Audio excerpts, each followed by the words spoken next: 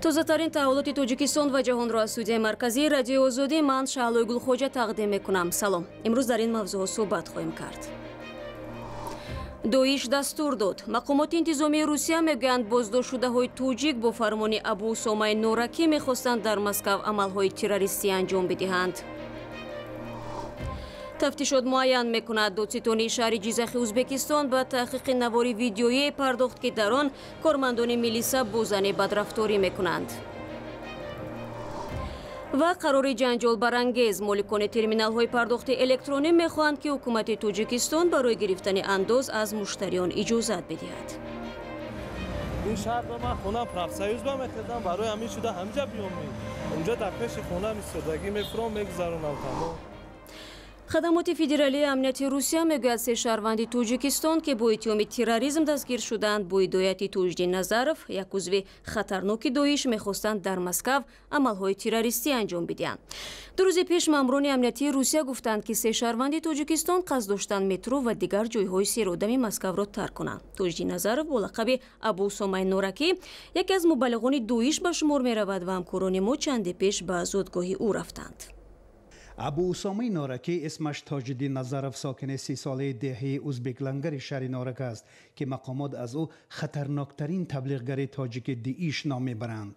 وی آخر سال 2014 به گروه ممنوع دولت اسلامی پیوسته از طریق شبکه‌های اجتماعی عقیده های این گروه تندرو را تبلیغ میکند. یک از ما پرسید رفت دیگه کی میخواد که فرزندش برو. محمد رحیم نظرف پدر 60 ساله تاجدین نظرف یا خود ابو اسامه نورکی میگوید پسرش ماه سپتامبر سال 2014 به روسیه رفت و از آنجا ناپیدا شد. ما ماه مارت 2015 خبر شدیم. ما را ساختارهای قدرتی خبر دادن که باشتون در دولت سوریه. ما در حیرت ماندیم که چی رفته دولت سوریه. پدر ابو اسامه نورکی سابقه 30 ساله کار در نیروگاه برقی آبی نارک را دارد و این میگوید 6 فرزند را با رنج بزرگ کرده است. در پیوستن پسرش به داعش خود را گناهکار میداند. که ما هم چون پدر ما گناهکار ما خمون حس میکنیم روی که پسر ما یخ وقتی ساختارهای قدرتی که میان ما خمون گناهکار است چیکار کنیم دیگه که دست ما چی میدیگه. محمد رحیم میگوید پسرش زمان اخیر مذهبی شده بود ولی او هیچگاه فکر نمیکرد که این او را به داعش میبرد. از شهر نارک که در 80 کیلومتری شهر دوشنبه قرار دارد به گفته مقامات نزدیک 30 نفر به گروه های تندرو پیوستند.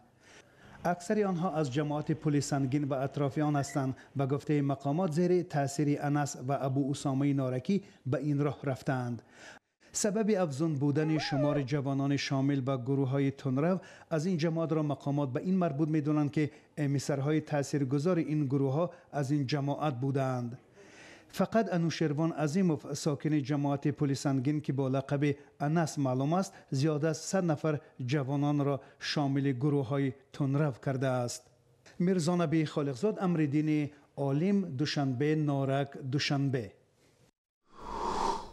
برنامه را ادامه میدیم. والدان عمر علی نظرف یک کودک 5 ماهه توجیک که مرگ او در روسیه سر و صدای زیادی برانگیخت قصد دارند به دادگاه اروپایی حقوق بشر شکایت برند. وکیل دفاع آنها اولگا تسیلینا روز 16 آگوست به رادیو آزادی گفت از بس که دادگاه‌های روسیه در بررسی پرونده مرگ کودک توجیک بی‌عدالتی کردند آنها می‌خواهند دادگاه اروپایی این پرونده را بررسی نماید.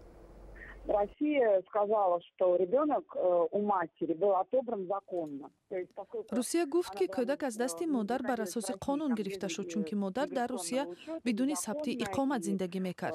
زمانی که کودک گرفته شد سند نداشت و بر اساس مقررات مأموری گرفتن کودک غیر قانونی نبود. اکنون ما آماده هستیم که از روی ماده‌های حقوق برای زندگی و حق احترام به زندگی اویلوی خصوصی به دادگاه اروپایی حقوق بشر مراجعت کنیم. ماه اکتبر سال 2015 ماموران میلیسا در روسیه والدان عمر علی نظرف را با اتهام نقض مقررات اقامت دستگیر کردند و کودک را از آنها گرفتند. یک روز بعد جسد کودک را به والدان برگرداندند و گفتند که او بر اثر بیماری که داشت فوتیده است. بعد بررسی دادگاه‌های روسیه گفتند که ماموران میلیسا در مرگ کودک گناهی ندارند. رو می‌آوریم به موضوعهای دیگر. سفیر آمریکا در سازمان ملل روز 15 آگوست دولت ایران را تنقید کرد که به گفته او می‌خواهد با هشدارها درباره دست کشیدن از سازش اتمی سال 2015 جهان را گروگان بگیرد. نیکی هالی در واکنش به گفته‌های حسن روحانی رئیس جمهور ایران صحبت کرد که روز پیشتر گفت در صورت اعمال تحریمات بیشتر از طرف آمریکا ایران می‌تواند در چند ساعت از سازش اتمی با قدرت‌های جهانی دست بکشد. اگر مایل باشند به اون تجربه ها برگردن، یقینا ایران در مدت زمانی کوتاه، نه در مقیاس هفته و ماه بلکه در مقیاس ساعت و روز به شرایطی بسیار پیشرفته تر از زمان شروع مذاکرات باز خواهد گشت. بر اساس این سازش در عوض محدود کردن فعالیت‌های اتمی، قدرت‌های جهانی تحریمات اقتصادی به ضد ایران را سبک کردند. سفیر آمریکا در سازمان ملل گفت نباید اجازه داد که ایران با استفاده از سازش اتمی جهان را گروگان بگیرد. برمیگردیم به توجیکستان. چند ماه پیش حکومت توجیکستان قرار برآورد که ترمینال های پرداخت الکترونی نباید از مشتریان فایز بگیرند. این اقدام قطعی کاری بیشتر از 90% ترمینال های پرداخت پولی تلفن را در پی داشت. حالا مالکان ترمینال ها از حکومت طلب دارند که این قرار خود را بکار کنند. ساکنان هم میگویند کمبود چنین دستگاه های پولگذرانی آنها را سرگردان کرده است. فرزان محمدی این موضوع را پیگیری نمود. صاحبان ترمینال های پرداختی در تاجیکستان از شرکت های موبیلی خواستند فایز مکافات پولی آنها را بیفزایند. حالا این شرکت ها برای خدمت رسانی تا 1.5% میگیرند که به قول آنها خراجاتشان را نمیپوشاند. به قول صاحبان ترمینال ها مکافات پولی باید از 4 تا 5% بالا برده شود. در این حال شرکت های آنها خودکفا میشوند. مجلس شدگی بود در همین اساس، در همین مسئله که قرار حکومت رو قطع نمایند. یعنی عموما هم قرار نه همین که گرفتن ستانیدن فایز از مشتریان منع کرده شود، همین پونکت رو همین بکار کنند. بله. لیکن فکر من از روی معلومات ما گفتگی بعضی خدمات و وزارت ها روزی نشدن. از اون نقصدرش که فایز مشتری زیاد شود، فایز از طرف شرکت های موبیلی زیاد شود، از مشتری گرفته نشود. فکر من این شخص که این بهتر است. تا بهار امسال فایز خدمت رسانی از حساب مشتریان ستانیده میشد.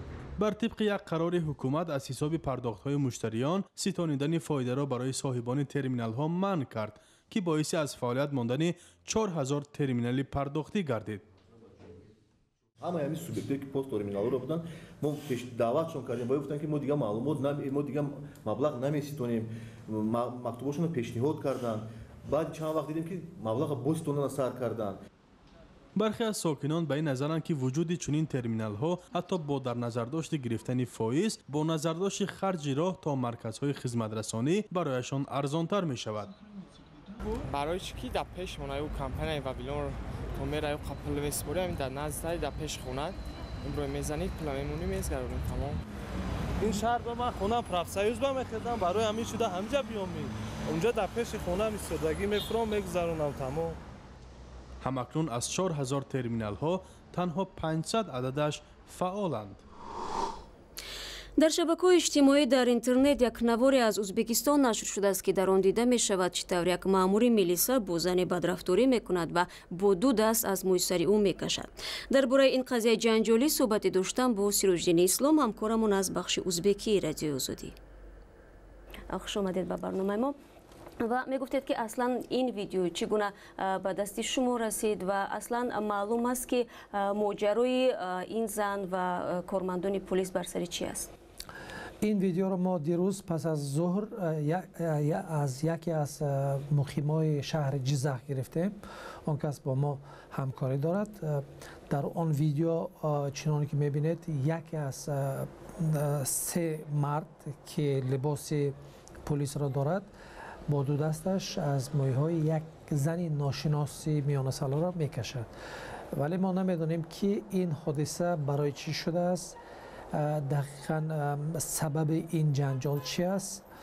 اما امروز ما صبح از پروکراتور شهر جیزخ موفق شدیم یک اطلاع کمتر بگیریم. به گفته آنها تفتیشات آغاز شده است و شایدم این تفتیشات بعداً به یک پرونده تبدیل یابد. حادثه خیلی دلگیر کننده است و نگرانی ها در شبکه‌های اجتماعی زیاد شد پس از همین پخش ویدیوی ما. خب در صفحه شما هم این ویدیو نشر شد و خوانندگان شما چگونه واکنش نشان دادن؟ عموما کاربران در این باره چی میگویند؟ خیلی ناراحت شدن خواننده ها و خیلی متهم کردن که رفتار پلیس خیلی زشت بوده و گفتن که باید به محکمه کشیده شود، باید پرونده باز شود و این پلیس باید به جزا کشیده شود. آیا در گذشته نیز موردهای بدرفتاری پلیس با ساکنان ازبکستان ثبت شده است یا نه؟ البته خیلی زیاد ثبت شده است، ولی در زمان حکمرانی اسلام کریموف این گونه حادثه ها البته پسی درهای بسته میموند و آشکارا نمیگفتن که مثلا نقض قانون از طرف پلیس شکسته می شود. ولی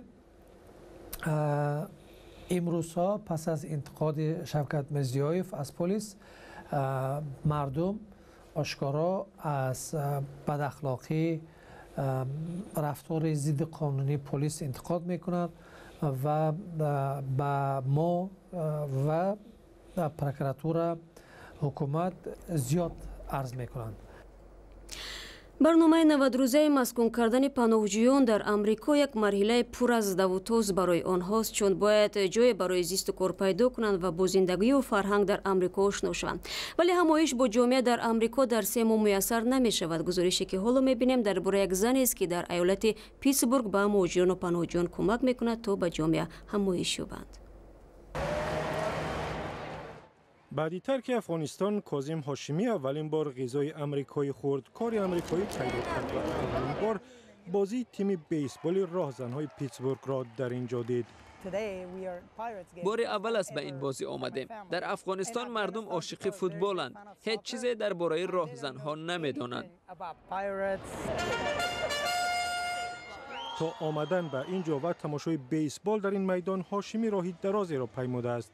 او در افغانستان برای سربازان آمریکایی یک کاری خطرناک، یعنی ترجمانی میکرد. برای همین سال 2009 کار را بس کردم، چون به من و عائله‌ام تهدید کشتن کردند.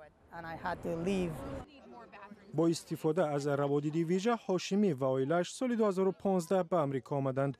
با وجود دانستن زبان انگلیسی و معاشرت با سربازان آمریکایی، هاشمی بیگانه در کشور بیگانه و با فرهنگی دیگرگونه بود. بعداً از سازمان غیر حکومتی سلام همسایه از پیتسبورگ نامه دریافت کرد. شما با خانواده‌های آمریکایی شناس می‌شوید، فرهنگ آمریکایی و در عموم همه چیز را درباره آمریکا و مردمش می‌فهمید. مهم است بدانیم که پناهجویان آنهایی هستند که از ترس از جای گریختند. سلوان دیویدسون سلام همسایه را برای آشنا کردن خانواده‌های پناهجویان با آمریکایی‌های تأسیس داد که آماده کمک به پناهجویان هستند. همین گونه او با تشکیل مهمانی و کتابخانه روی خانواده‌های پناهجویان را با عائله میزبان به مثل میشل بویم آشنا کرد. ما باید این مردم را به جامعه معرفی کنیم. باید آنها را با آغوش باز بپذیریم و برای همایش آنها کمک کنیم. حالا ارتباط بویم با خانواده پناهجویان از مرز میزبان و مهمان گذشته است و آنها دیگر به دوستان حقیقی تبدیل شدند. بچه های آنها 6.5 و 3 ساله و از من 6 و 2 ساله هستند. با هم بودن را دوست می دارند. در اینجا ما پیتسبورگ را شهر پل‌ها می نامیم و راجع به ساختن پل‌ها صحبت می کنیم. باید این فرهنگ وسعت یابد. سلام همسایه در پیتسبورگ یک پل را به دل هاشمی وصل کرد.